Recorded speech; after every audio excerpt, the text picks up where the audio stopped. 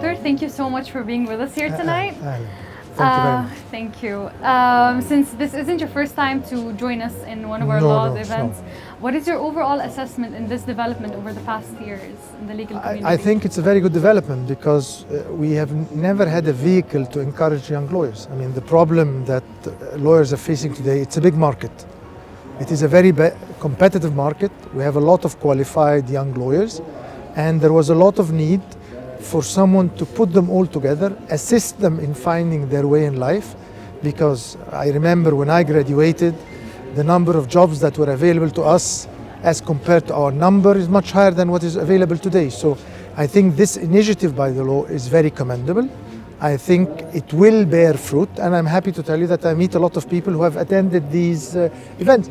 And it also helps us as law firms finding caliber, because although we have more, I think about 40,000 graduates a year, which means in the last 5 years 200,000, it is still quite difficult to find the right caliber, because the education of law is not geared to preparing the lawyers.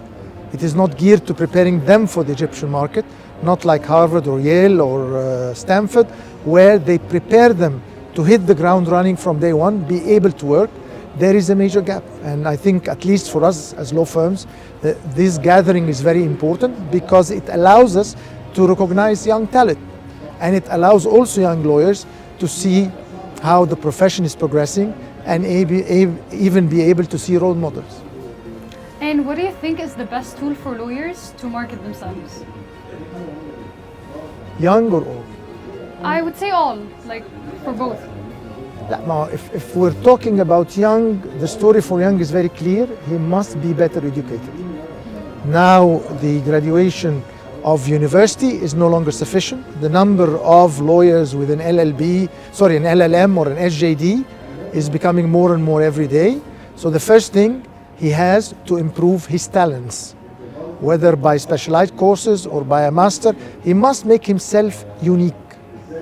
That is the only way to become a lawyer. Now, again, even for older lawyers, the best way for them to market themselves is first to make themselves unique, get a field of specialization, work hard on it, and then use whatever media that is available to them, whether it's LinkedIn, whether it's the law, whether these events, in order to market themselves. Of course, these events are not geared for marketing law firms. These are events geared for young lawyers to participate in these events. So as a marketing tool, the law is not a tool.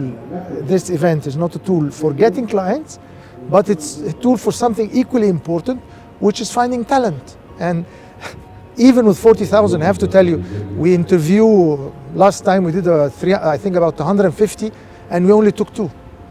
And again, so this is filling a very important gap. And it's also even part of ongoing education for us older lawyers. Because today I was very happy to hear about the new details of merger and acquisition. I'm now happy to hear about what they were talking about the skills of young lawyers. So I'm very happy to tell you that, no, I think it's a great initiative that should continue, and I hope it's great success. And since you brought up the merger and acquisition, the new bill that's being brought up, do you think the merger control would have any effects on the merger and acquisition practice? Yeah, look upon it from a very theoretical, look upon it from a very practical side. Forget the theoretical. I am negotiating a secret merger with British Petroleum in Egypt. And I go and get a permission.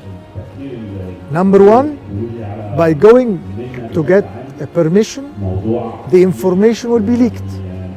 So other competitors may attempt to get and reap the benefit of what I've been working hard on. Now, the other more comic, the other more comic issue is after we are talking now about the information being available, and then other competitors trying to come in, but that is not the comic part. The comic part is, by the time we get approval, the price of the share has gone down or gone up. I'll give you a very good example. Today, with what's happening for the Egyptian pound, assume I agreed to buy a company for $1 billion, and I agreed on that in January, and the approval came in April. The billion Egyptian pounds are no longer a billion Egyptian pounds. They are 30 at the time, they are 30% less. So I think the element of time in business transactions and secrecy are of great importance. And I think these two issues were not taken into consideration fully in deciding what they did as an amendment. And what do you think is the jurisdictional edge that Egypt has in the legal field to attract businesses to operate here in Egypt? Salma, I don't understand the question. Okay, so what I'm saying is that, like, since here we're practicing a lot, like arbitration, corporate, and all that. So, what sector of law would be more attractive for like foreign investors or foreign businesses to have their businesses here in Egypt? For instance, like in the UAE, with the taxation laws and all that, it's more attractive for business. What do we have here to attract? Okay, let us take the industries that are working well. For the last 30 years, the best industry in Egypt was oil and gas. Yeah. So with my eyes closed, that would be my number one investment in Egypt, legal or otherwise. Now, number two is food products. This country is 100 million Egyptians, so you'll always be able to sell food, and actually before food, medicine. So you need medicine and food. The problem with medicine is highly regulated price-wise by the government, but food is not. So that is, again, these are the three industries that I think we can move forward. I will do it again. Number one, oil and gas, immediate close to it. Number two, which is food. The third, a bit further down, is medication. Okay, and since I just brought up the tax laws in the UAE, they've now taken the approach with imposing taxes. So, what do you think how do you think this will affect the businesses from transferring from a tax haven jurisdiction to a tax-oriented one? Now, let's ask ourselves a question. Why does someone go to a tax haven? It is to evade taxes. Yeah. Now, the first step of the sales tax is not by itself problematic. Because normal, fair enough, there is a sales tax. And by the way, it's only 5%. But the real problem is these companies operate in these offshore areas not to have their books seen by anyone, because the sales tax by itself is not the problem. The problem is what's coming after it, which is a corporate tax, which means all these companies operating in this part of the world as a free zone area or as an offshore operation working in Dubai means they will have to keep regular books, and then their books will have to be reviewed and they'll have to pay taxes on them. And there is the bilateral tax treaties that allow countries to get information from other countries. So really, I think the sales tax itself is not the problem. But it is a problem in Dubai because Dubai's prices are quite high. I mean, to give an example, the product in Europe is 10% cheaper than it is Dubai before tax. So the value of cost in Dubai is already too high. So adding another 5% is not the best move forward. Moving on to a more lighter question. Please. I'm sure your work is very demanding and you work for hours and hours, like maybe non-stop. So what kind of audio do you listen to? Like whether podcasts, music and all that, like what helps you work? What helps me work are the songs I've grown up while I was in school, law school, and that period of my life, I still like to listen to the same songs.